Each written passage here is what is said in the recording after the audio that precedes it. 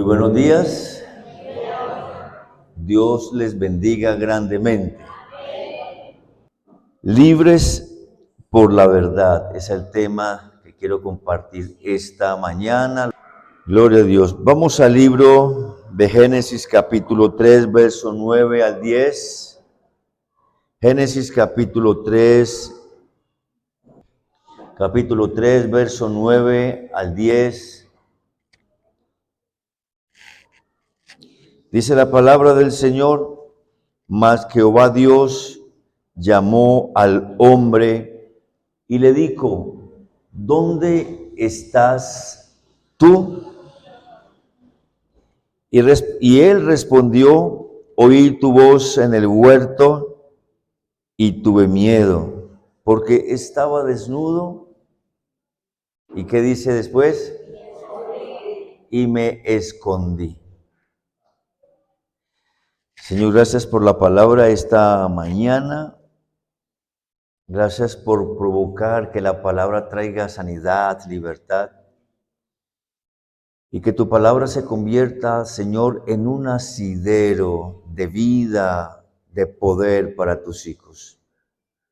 Que tu pueblo diga: aquí estamos, Señor, habla, que tu siervo oye. Que tu pueblo pueda decir: aquí rindo mi corazón, Señor, para que me puedas bendecir con tu palabra. Gracias en el nombre de Jesús. Amén. Amén.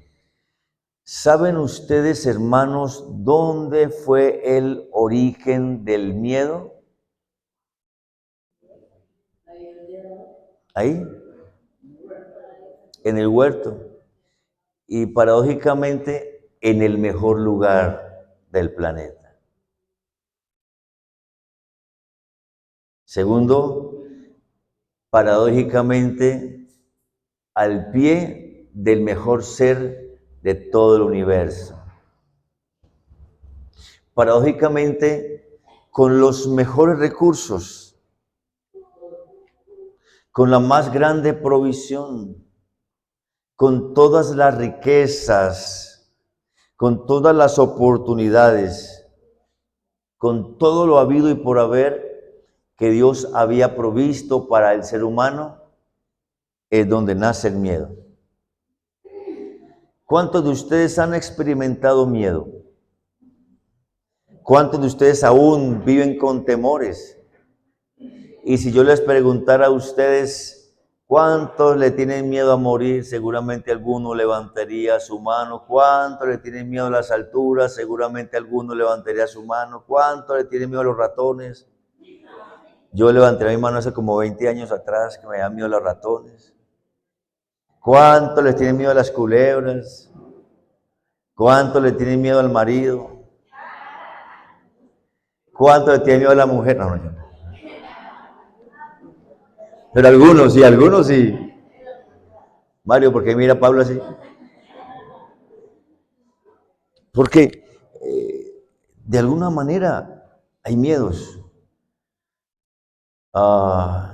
Y son los temores, porque parte de ahí, del miedo, es la puerta más grande que existe, abierta para todo tipo de pecados, para todo tipo de atadura, para todo tipo de enfermedad.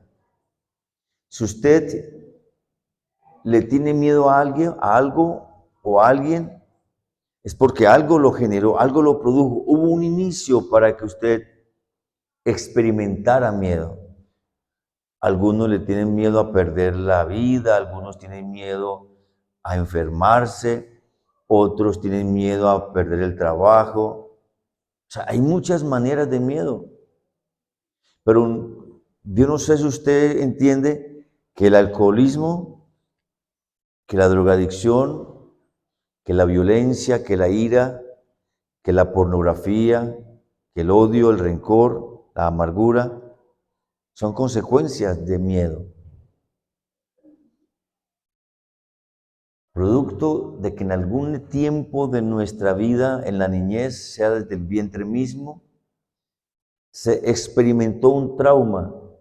Ese trauma produjo miedo y por consecuente abrió una puerta para que por causa de ese miedo, usted en la medida que va creciendo, usted comience a echarle mano a ciertas situaciones o opciones que su carne le solicita para que usted pueda estar compensado.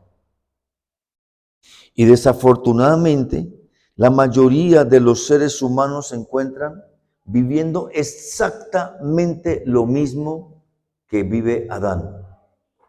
¿Qué fue lo que dijo Adán? ¿Qué le expresó Adán a Dios? Dígalo. Tuve miedo, pero no se concluyó ahí. Una cosa es tener miedo, todos tienen miedo. Si me pregunta usted, pastor, ¿le da miedo? Claro que sí. De hecho, el miedo es bueno.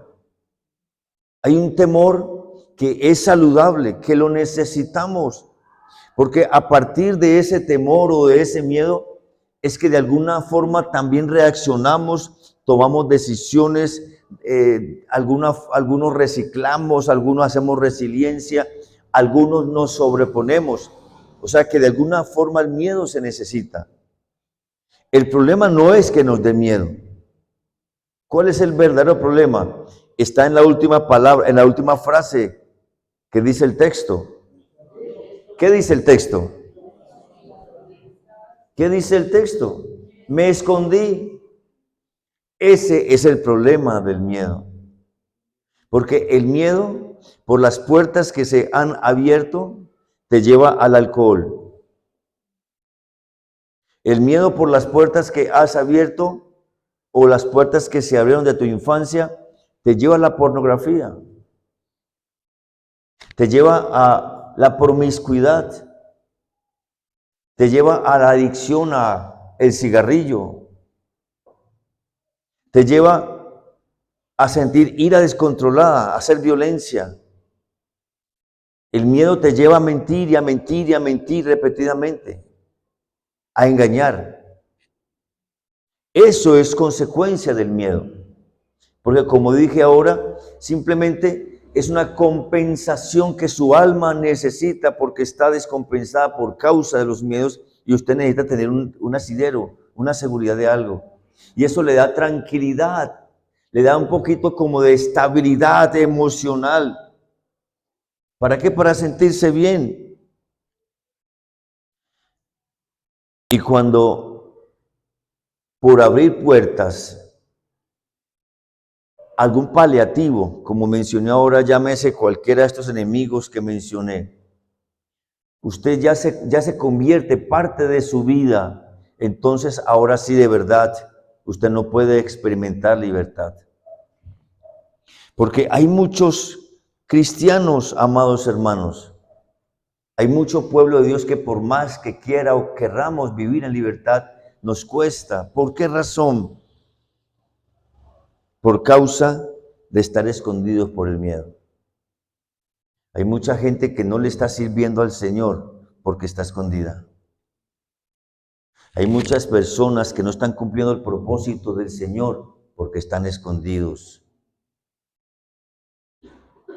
Hay muchas gentes que no están siendo prosperados como Dios los quiere prosperar porque están escondidos por causa del miedo. Y el propósito de esta reflexión que tiene que ver con la palabra que ustedes recibieron en la célula es llevarlos a entender que usted sí puede ser libre del miedo y que usted puede salir de su escondite. ¿A cuánto les gustaría hoy salir de su escondite? ¿A cuánto les gustaría cumplir el propósito de Dios para su vida? ¿A cuánto les gustaría convertirse en instrumento de Dios otra vez? ¿A cuánto les gustaría vivir la libertad con que Cristo nos ha liberado? Amén. Porque es que la libertad, iglesia, es el regalo, es el bien más preciado que cualquier ser humano puede experimentar. ¿Alguno aquí ha estado en la cárcel? ¿Ha estado detenido un día, 2 días, una semana, un mes? Menos mal que está yo todos soy convertidos. Por algo y le levanta la mano. Oiga, la hermana por acá, y hermana no la conocía. Cuando se está cautivo, cuando se está en la cárcel, es lo que se entiende de alguna forma muy crítica lo que es estar privado de la libertad. Una persona en la cárcel definitivamente parece que está muerto en vida. y la gente hace lo que sea por vivir en libertad. ¿Cuántas naciones entran en guerra contra otra? Supuestamente por ser libres de esa tiranía. ¿Cuántas personas hacen cosas, aún se inmolan para traer libertad a su pueblo, a una familia? O sea, la libertad pareciera que fuera un bien que todo el mundo anhela, que todo el mundo desea. Y se paga lo que sea por la libertad. Pero lo más crítico de pronto y a veces contradictorio es que en el caso del pueblo de Dios y de la humanidad misma también, sabiendo que ya Cristo pagó el precio por la libertad, sabiendo que ya Cristo nos entrega su palabra, la oportunidad de disfrutar su libertad, muchos siguen encadenados, siguen cautivos de cualquier cosa que acarrea sufrimiento y dolor. Y lo más doloroso, ¿saben qué es? Es que pareciera que algunos nos hemos vuelto tan complacientes con estar cautivos. Algunos pareciera que nos hiciera falta el dolor. Algunos pareciera que nos hiciera falta estar esclavos, porque nos hemos acostumbrado a vivir así, que nos hace falta. Vaya conmigo, por favor, a San Juan capítulo 8, verso 31 al 36.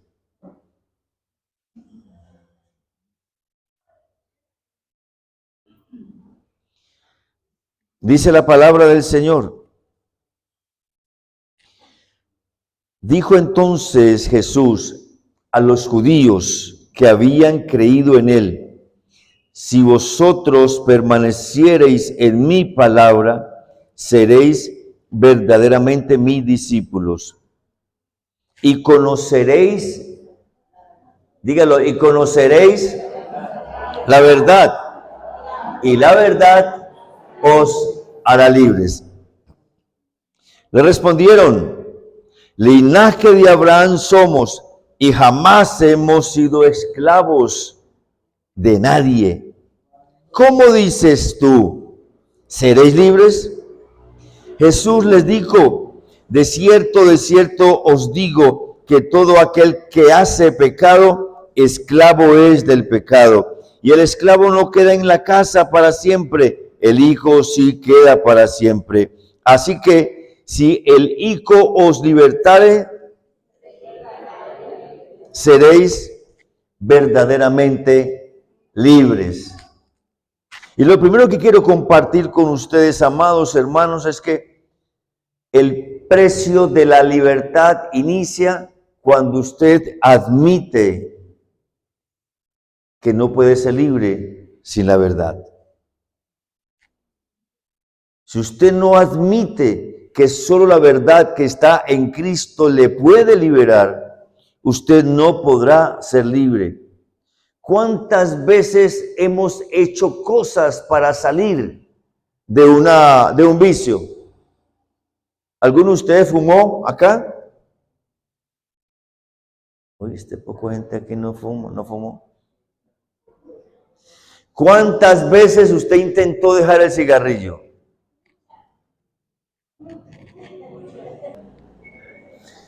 ¿Alguno de ustedes tomó licor? ¿Cuántas veces usted intentó dejar el licor? Muchas. Algunas veces usted intentó dejar la pornografía.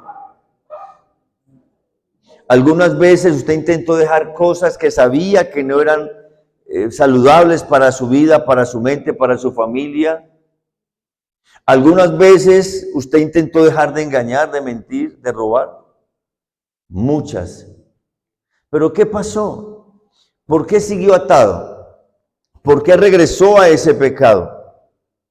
¿Por qué no pudo experimentar libertad aunque haya hecho unas acciones buenas? Aunque haya ido a terapia, Alcohólicos Anónimos, un centro de rehabilitación, psicólogo, psiquiatra, medicamentos. ¿Por qué no pudo experimentar libertad? Porque es que esas cosas que el mundo nos ofrece como mencioné ahora, solamente son como paliativos, solamente son como pequeñas pildoritas que quieren de alguna manera ayudarnos a mejorar para tomar control de eso que me está cautivando. Y el problema es que cuando yo con mi esfuerzo o el esfuerzo de otro quiero tomar control de aquello que me está cautivando, amados, difícilmente lo puedo gobernar y puedo ser libre. Yo sé que ustedes saben a qué me refiero. Yo tomé mucho licor. Yo consumí muchos cigarrillos y otras cosas. Y por más que con mi amigo de esa época nos comprometíamos los dos a no fumar, y dejábamos de fumar 1 mes, 2 meses. Y qué bueno que no hemos vuelto a fumar, porque parecíamos chimeneas. Pero cuando nos invitaron a una fiesta, con los amigos, otra gente por ahí, ahí volvió el hombre al pucho. Y exactamente es lo que nos pasa a todos, amados, cuando intentamos con esas buenas intenciones tratar de ayudarnos a mejorar para salir de la esclavitud. Y Jesús le dice a los fariseos que ellos eran esclavos del pecado. Y les dice, el que comete, el que practica pecado es esclavo. Y algo que se hace una y otra vez. ¿Eso qué significa? Que está cautivo y necesita ayuda. Pero ¿qué hicieron los fariseos en el verso 33? Alguien que pueda leer, por favor. Mira la respuesta de los fariseos.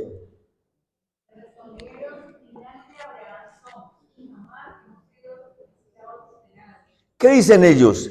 Linaje de Abraham somos y jamás hemos sido esclavos de nadie. A ellos se les olvidaba que su linaje había estado cautivo en Babilonia, en Asiria, y ahora quien gobernaba la nación israelita eran los romanos. Estaban bajo esclavitud. Porque el problema de una persona que tiene una enfermedad, una adicción, es creer que no la tiene. Es pensar que lo puede gobernar. Es creerse la mentira de que no es esclavo. Y ahí comienza, amados hermanos, si no se admite la verdad. Tengo un problema, tengo una necesidad. Estoy atado. Si usted ve pornografía, está atado. Si usted miente, está atado. Si usted engaña, está atado. Si usted se endeuda una y otra vez, está atado. Si sus pensamientos no los puede controlar, está atado. ¿Usted me está entendiendo, hermano? Entonces, el primer paso para la libertad es admitir, tengo un problema, estoy atado por el pecado. Por eso, amados hermanos, cuando entendemos en qué consiste esa esclavitud, cómo vino esa esclavitud, y cuando la pueda reconocer, ya estoy en 50% de salir. Y siempre cuando se trata con personas con farmacodependencia, a sustancias psicoactivas u otras cosas, lo primero que a esa persona les llevan es hacer ¿qué? Admita su necesidad, admita su problema, no lo enmascare. ¿Cómo decía usted? No, le decía yo a mi amigo Jaime, le decía a James, una pipiadita y no más. Otro dice, no, una cervecita, eso no es problema, no hay que ser tan fanático. Un vinito, no hay problema, tranquilo. Una miradita, eso no lo va a matar a uno. Pero ¿cómo se quedaba después de la primera pipiadita? Después de la primera cervecita, del primer benito para la sed, de la primera miradita, de no cambiar el canal. ¿Cómo quedaba uno? Esclavo otra vez. Y a veces, amados hermanos, de una manera tan sutil y tan engañosa, el enemigo hace que usted perciba de que eso no está mal. otros lo hacen. ¿Ustedes recuerdan los amigos que le decían, tranquilo, hermano, tranquilo, eso no es problema? ¿Sí? ¿Algún tuvo algún parce así, algún amigo? Que le decían, tranquilo, yo lo ayudo, yo estoy con usted. Deje de ser tan evangélico, no sea tan fanático, eso, tranquilo que estamos en familia. ¿Y cuántas borracheras en familia se pegó usted sabiendo que no podía emborracharse? Y la familia, ¿y cómo le decía a su familia a usted? Ay, mi hijo, disfrute. Así me decían los míos. Yo me acuerdo de mi hermanita la Mona. Ay, mi hijo, disfrute. Está con su familia, la gente que lo ama, nada le va a pasar. Ay, Dios mío, nada le va a pasar. Después del primero no sabía qué le pasaba. Y luego quedaba otra vez enredado. Por eso, mis amados hermanos, hay mucha gente que vive controlada por sus inclinaciones, por sus sentimientos, por sus pasiones, por sus deseos. Y por esa razón no pueden salir. Hay gente que vive controlada por la ira. Hay gente que le cuesta perdonar todavía y vienen a la iglesia y cantan y celebran. Hay gente que aún le cuesta obedecer a Dios en algunos aspectos de su vida y han querido, pero no pueden. Por eso Jesús les dice a los discípulos, a los fariseos en el versículo 36, así que si el Hijo os libertare, seréis verdaderamente libres. El psicólogo es importante y a veces se hace necesario. El psiquiatra es importante y a veces se hace necesario. Las terapias, algunos de choque y otro tipo de rehabilitación que producen, que fomentan, son buenas. Los lugares de rehabilitación son buenos. Los medicamentos a veces son buenos. Pero ninguna de esas cosas producirá la libertad que solo Cristo puede producir. Porque Él es quien lo dice. Si el Hijo os libertare, seréis, eso me gusta, seréis verdaderamente libres. No dice que más o menos libres, por los laditos. No, dice si el Hijo os libertare, seréis verdaderamente libres. La pregunta es, amado, ¿cómo puede operar? ¿Cómo puedo lograr que el Hijo me haga verdaderamente libres? Me haga verdaderamente libre. ¿Cómo puedo hacer de esas palabras que salen de la boca de Jesús una experiencia de vida? ¿Cuántos de ustedes necesitan sentirse verdaderamente libres en algo? ¿Cuántos de ustedes están viviendo una experiencia que les está sobrepasando sus límites de resistencia, de fuerza, de pensamiento, de emoción? ¿Cuántos de ustedes de alguna manera están percibiendo de que su vida está siendo socavada por el enemigo? Es que no hay que ser del mundo. Solamente con que tengamos a Cristo en el corazón y andemos en la luz, ya las tinieblas quieren absorberlo. Ya las propuestas del mundo, ya los ataques del diablo son mayores y quieren regresarnos a ese mundo que antes vivíamos. Y si alguien necesita esa verdadera libertad, no es la gente que está afuera, es la gente que está dentro. Si alguien necesita experimentar la verdadera libertad, no son los que están afuera, porque los que están afuera no tienen conocimiento, no tienen luz, no tienen a Cristo. Pero los que estamos adentro, los que estamos en la luz, los que estamos en el cuerpo de Cristo, esos son los que necesitamos la verdadera libertad. Porque hay mucho pueblo de Dios que no está experimentando esa verdadera libertad. Ayer en el ayuno preguntamos cómo conecta avivamiento con usted. Y algunos hermanos decían cosas, permítanme, les comparto unas 3 o 4 apreciaciones. No es que apenas estoy con los pies chapuceando ahí en el agüita. Y eso está bien. No, lo que pasa es que estoy tan cargado por las cosas del mundo que todavía no he sido capaz. No es que me cuesta, es que ha sido difícil. Obviamente, si a usted le cuesta entrar en este río de avivamiento, es porque hay algo que no lo está dejando a usted ser libre. Si a usted le cuesta creerle al Señor que Él le va a usar a usted para provocar avivamiento en su casa, en su barrio, en su ciudad, en su iglesia, si a usted le cuesta, le es difícil responder al llamado de Dios, es que algo no lo está dejando ser libre. Llámese su carne, llámese hábitos, llámese situaciones, lo que sea.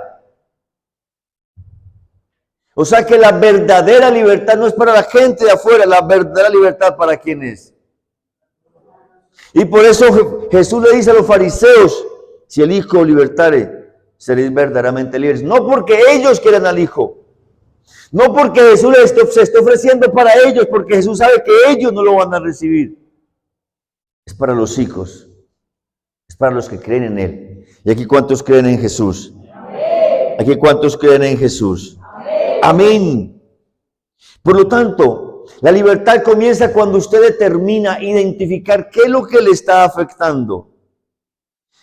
¿Qué es lo que le detona? O sea, siempre hay un detonante. Cuando alguien se toma la primera cerveza es porque hubo un detonante. Cuando alguien comienza a mirar pornografía es porque hubo un detonante. Cuando alguien se enoja, grita, maldice, vocifera, maltrata, es porque hubo un detonante. Un detonante es algo que está guardado desde un tiempo, quién sabe dónde. ¿Cómo entró? ¿Cómo se produjo un trauma? Se encendió el switch y ¡pum! Detonó. Eso hay que tratarlo. Hay que llegar a la raíz de ese detonante. ¿Por qué se genera un detonante? ¿Me están escuchando, iglesia? Y cuando usted comienza a identificar eso, ¿saben qué ocurre? El enemigo comienza a soltarle. Porque la vivencia de que el Hijo libertare comienza a ser realidad para usted.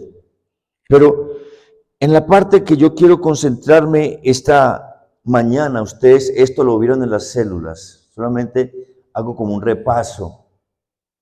Es que usted y yo tenemos también que determinar vivir en esa libertad con que Cristo nos ha liberado.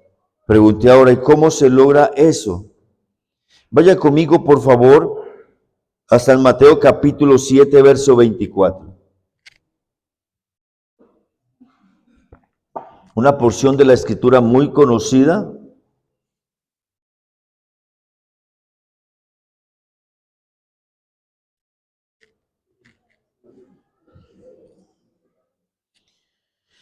Cualquiera, pues, que me oye estas palabras y las hace, le compararé a un hombre prudente que edificó su casa sobre la roca.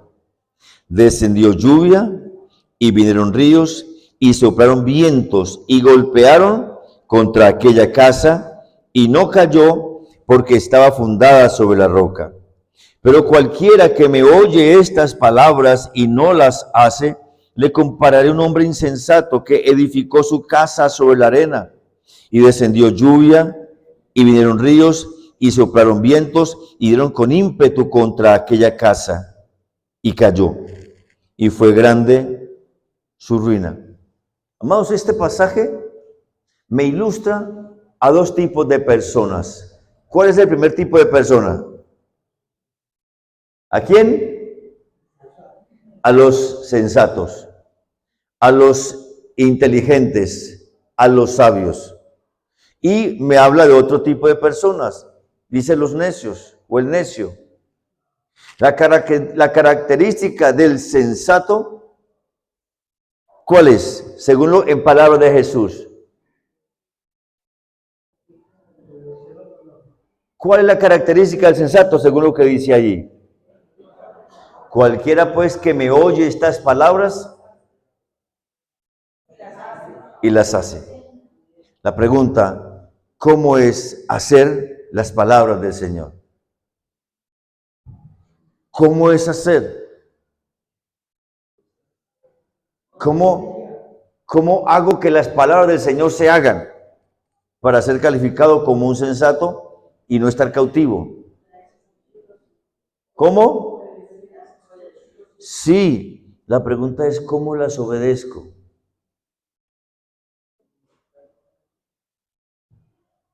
Si la única forma que a mí me hace libre la verdad es obedeciéndola, es cierto. La pregunta es cómo llego a ese nivel de obediencia. Hermanos, escúchenme bien, ese ABC lo sabemos de memoria. ¿Cuántos leen la Biblia aquí? ¿Cuántos cantan la Biblia? ¿Cuántos predican la Biblia? ¿Cuántos memorizan la Biblia? ¿Por qué no obedecen? Usted de Génesis hasta Apocalipsis, sabemos lo básico de la Biblia. Hemos sido discipulados, hemos ido a encuentros, nos han predicado, La pregunta es, ¿por qué le cuesta obedecer? Significa que aún el Hijo no le ha libertado. Significa, como dice Juan 8:32, la verdad no le hace libre. Porque usted obedece al Señor con facilidad, con libertad, con amor. Usted obedece fácilmente cuando la verdad es parte de su esencia. Cuando usted conoce, no por el intelecto, sino por rema, porque la verdad se ha metido en su vida como un estilo de pensamiento, de conducta, y usted puede responder a esa verdad, porque lo que Dios dice es cierto. ¿Cuánto lo creen? Porque lo que Dios dice es bueno. ¿Cuánto lo creen? Porque lo que Dios dice es correcto. ¿Cuánto lo creen? Y por eso el Señor le dice a los discípulos, concluyendo el sermón del monte, Mateo capítulo 7, Mateo capítulo 8, Mateo capítulo 5, Mateo capítulo 6 y Mateo capítulo 7 hasta el versículo 23. Cualquiera pues que me oye estas palabras. ¿Alguien quisiera por favor leer entre Mateo 5 al 7, mirar un título? Mire Mateo 5 al 7, hay varios pasajes, cada pasaje tiene un título. Cualquiera dígame un título de esas palabras. ¿Jesús y qué? Jesús y la ley. Verdad. ¿Otro? ¿La qué? La sal del mundo. ¿Qué más? La lámpara del cuerpo. ¿Qué más? Nunca os conocí. ¿Qué más? Jesús y la ira. ¿Qué más? Jesús y el adulterio. ¿Qué más? El amor hacia los enemigos. ¿Qué más? La luz del mundo. Muy bien. La sal de la tierra. La luz, Jesús y la ley. Ustedes en esos 3 capítulos van a encontrar una cantidad de porciones que salieron de la boca ¿de quién? De Jesús. ¿Y por qué salieron de la boca de Jesús? ¿De dónde provinieron? ¿De dónde provinieron esas letras, esas palabras? Reino de los cielos. Él vino a traer el reino de los cielos a la tierra. Porque según Jesús, ese es el lenguaje del reino de los cielos. Y trajo a la tierra el reino de los cielos y lo comprimió en San Mateo 5, San Mateo 6 y San Mateo 7. Y lo que San Mateo 5, 6 y 7 es todo lo que una persona necesita. Escúchenme, absolutamente todo lo que una persona necesita para vivir 100% en libertad. Ahí está. ¿Qué entonces es lo que hay que hacer? Pues comenzar a tomar cada una de esas porciones que comienzan en Mateo 5 con Jesús y las bienaventuranzas. ¿Cuántas son? 9.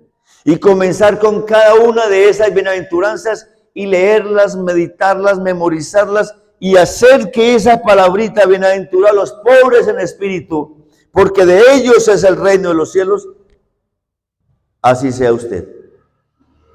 Y poco a poco cada expresión, cada frase de esas se va convirtiendo a usted y usted se va convirtiendo a eso. Hasta que llega un momento en que se parece usted y nos parecemos tanto a Jesús, como él dice ahí, que simplemente dice Jesús, Cualquiera pues que me oye estas palabras y las hace, le compararé a un hombre prudente, sabio.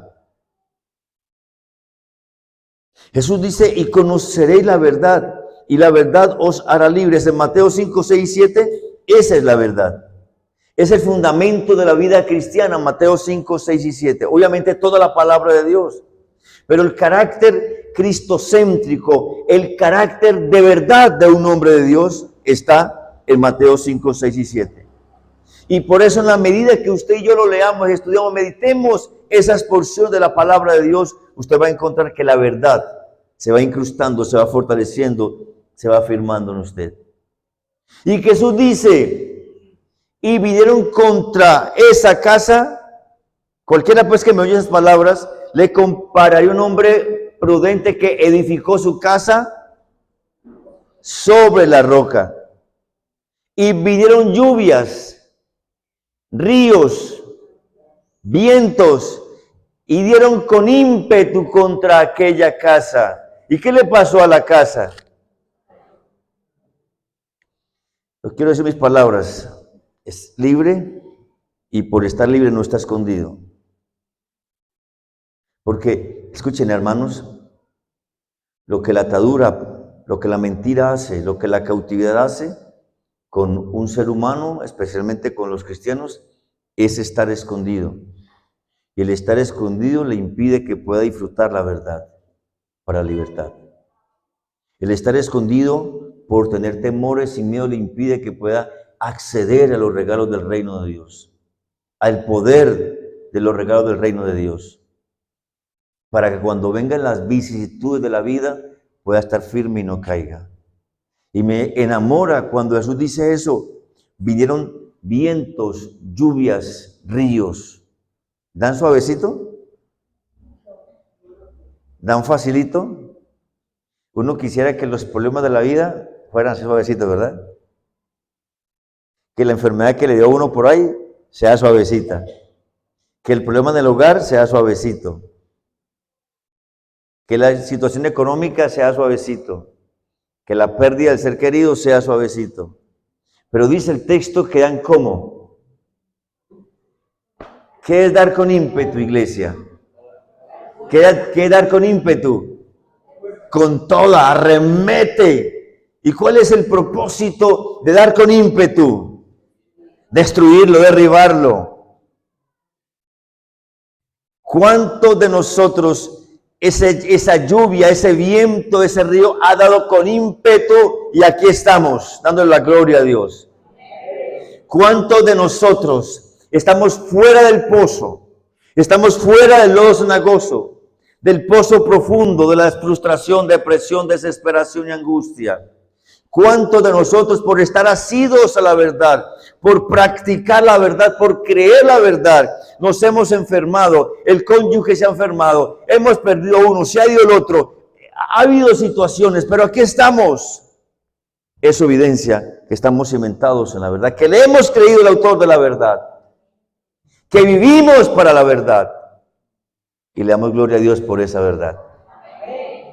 Usted no va a impedir que la lluvia, el viento o el río le golpee, pero lo que usted sí puede impedir, que ese viento, esa lluvia, ese río lo tumbe, lo destruya. Eso sí lo puede impedir. Pero también hay algunos otros que ese viento, lluvia o río los desbarata, los descuaderna, o más bien los desencuaderna.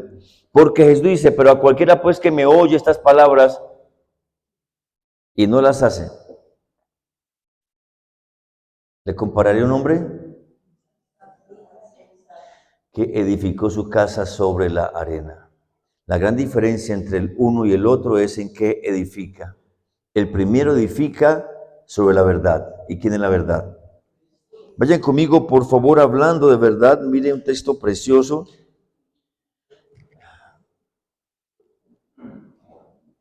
Mateo capítulo 13, verso 13 al 19.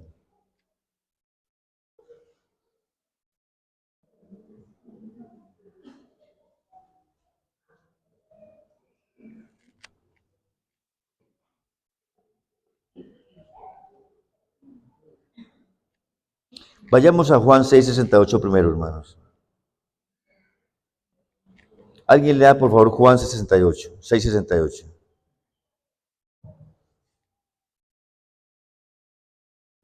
Respondió Simón Pedro: Señor, ¿a quién iremos? Tú tienes palabras de vida eterna. Señor, ¿quién iremos? ¿A quién iremos? Solo tú tienes palabras de vida eterna. ¿Qué es lo que el apóstol Pedro está respondiéndole a Jesús? Que él ha aprendido a mirar en Jesús, que solo la palabra que produce vida está en él.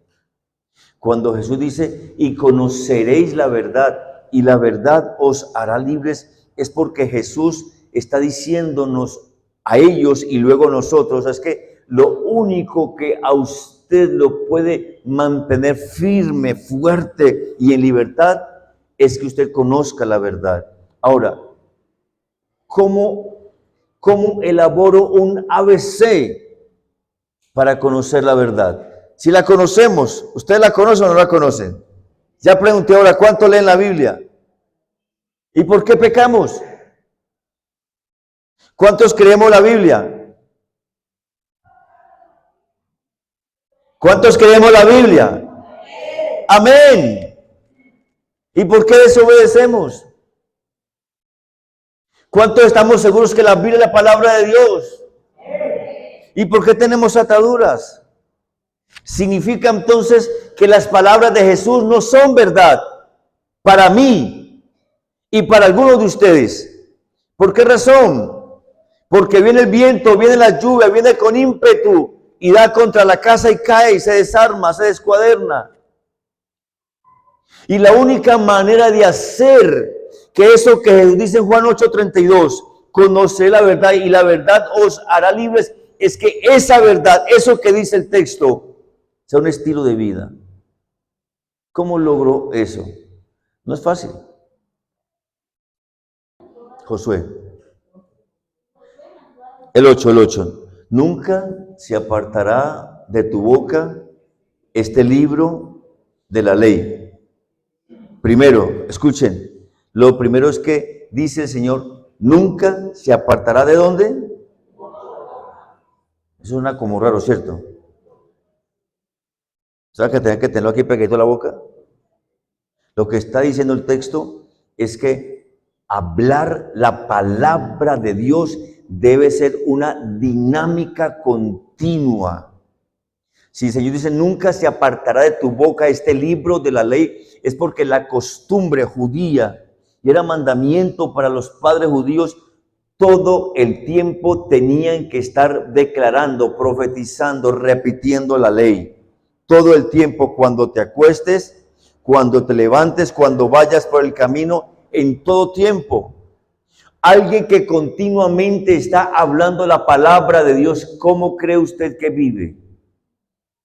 Alguien que continuamente está declarando la palabra de Dios, ¿cómo cree que vive? Pero no solamente hablarla, dice, sino que de día y de noche meditarás en él, rumiarla. Lo mejor, lo que hace que a una persona se le quede la palabra es que esa palabra la piense, la repiense, la recontrapiense, a tal punto que cuando se memorice, no se memoriza como un lorito, sino porque ya se está estructurando en la vida. Por ejemplo, ¿cómo alguien enfermo puede ser sano? No porque solamente repita, por su llaga ya fui curado. Es porque tome esa palabra y usted comience a meditarla. ¿Qué dice? ¿Qué significa? ¿Por qué la dice el Señor? Y usted la medite y la crea y la confiese y comience a proclamarla. Yo sé que hay enfermedades incurables, pero la sangre de Jesús lo cura todo. Yo sé que hay problemas económicos muy delicados, pero Él es Jehová Jireh.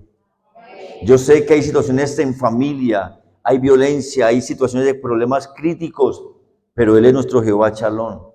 Y en la medida que usted comience a decir, a proclamar, a meditar, a hacer parte de su vida lo que dice la palabra, es cuando entonces la palabra de Dios le hace libre.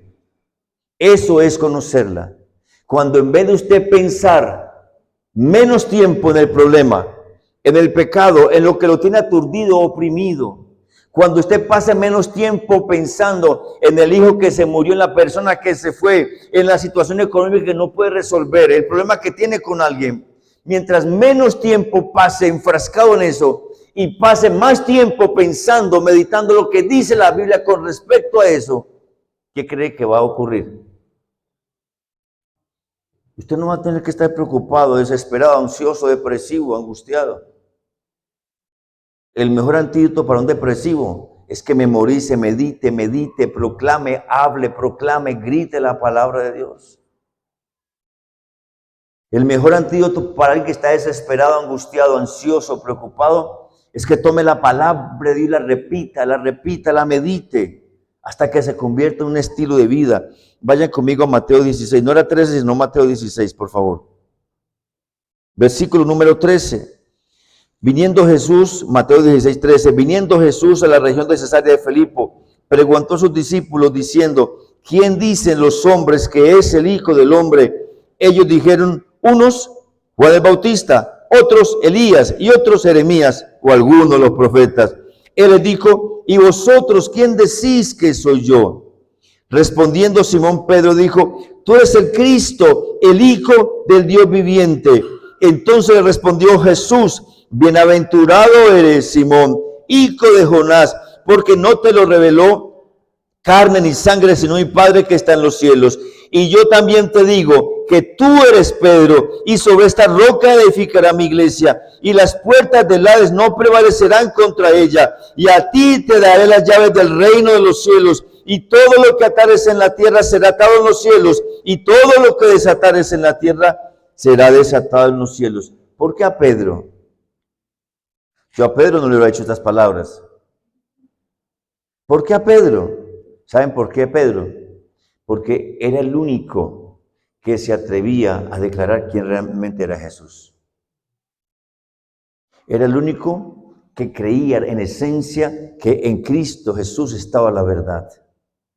Y a pesar de todas sus, como dijo, todas sus desavenencias, todas sus caídas, sus luchas, a pesar que lo negó, a pesar que Jesús le dijo a él, Pedro, Satanás te ha pedido para zarandearos, pero no te preocupes, he rogado para que tu fe no falte, y cuando vuelvas, fortalece a tus hermanos, motiva a tus hermanos.